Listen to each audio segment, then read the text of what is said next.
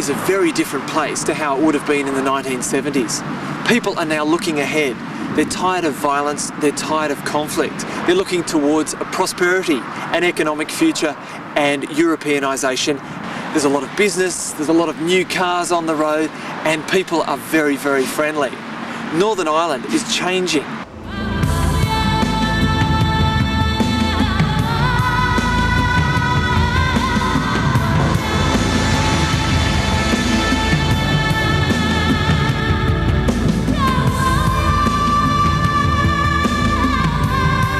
Basically, over the Troubles, all the places that were blown up, it didn't actually do Belfast structurally wise any harm, because it, most of the places had to be redeveloped anyway. I haven't seen or witnessed such an explosion of building and development in this city. And the irony is that this city, which was originally built by Protestant Unionism, and in a sense which was knocked down by nationalism with the IRA bombing campaign, is now predominantly being rebuilt by nationalist Catholic builders. I think if ever there was a place that the approach seemed to be, let's try and buy our way out of a conflict here, Belfast is it. There has been huge redevelopment, dating from, I suppose, probably the mid-80s. It's not uncommon now for many businesses in Northern Ireland to be earning 60% of their income from Southern Ireland. So in many ways, the business community in Northern Ireland are uniting the island of Ireland, whilst politically it remains disjointed. There's a lot more employment. I think one good way to measure employment is if you just walk around town and look at the number of shops that have advertisements for part-time staff. In this society, they live separately, they entertain separately, they socialise separately, they're educated separately. It's just a very divided society. But in the workplace, that's where they come together. So collectively, it's the best place that we can see to actually have an influence and create this awareness of how they should live. Why would I want to be part of a small island community that is fighting about 6 counties as opposed to 26? I want the whole lot to be in there in the global. Will you stay in Northern Ireland when you leave school? No. None of you? No, well... We need to leave, we need to get away to experience something different, because we can't get away from it ourselves. Just you distance yourself from it, but it's still all around you everywhere you yeah. I just think because there's not much opportunity over here as well.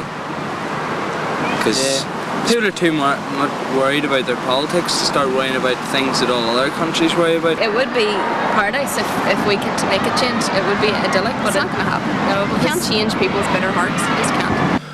People tend to look at their own wee patch and think that, that is the world, And it's only when you travel to other countries, when you see other countries. I mean, if we travel to the US, for instance, and you look at the size of it, it mightn't be as effective on somebody from Australia, because Australia's a pretty big country. But like in Northern Ireland, which is a very, very small country, with very little resources, very small economy, etc. And you go to somewhere like America, and you see this huge country, Or you go into Europe, and you see all these different countries all working together within their borders and all, That kind of has an impression when you... It's such a stupid thing. Here we are, such a small wee corner of northwestern Europe. This wee bit up here, and it's taken us so long to sort out how we're going to be ruled. We want to be players in a global market. We want to have our say in how Europe develops. And we want to be there when decisions are made about the future of our children. And I am not going down the road of small island politics anymore. Each country will have a certain amount of independence, but will not have total independence, because each country is dependent on the world. You're not all that optimistic about I'm not optimistic at all, no. I'm not optimistic at all. But then again, maybe as I get older, I've got a bit cynical, so... Unfortunately, which is it's not a great state of mind to be in, but that's the way I find myself at the moment. I want to be in it all. I'm greedy. I I just don't want to be looking after this wee bit. I want our wee bit to be as important as the rest. You never know. The millennium might be change for pace, I don't know, but you know, it's not likely to ever be completely finished. There is the feeling that, you know, left to ourselves, we probably could get on with it.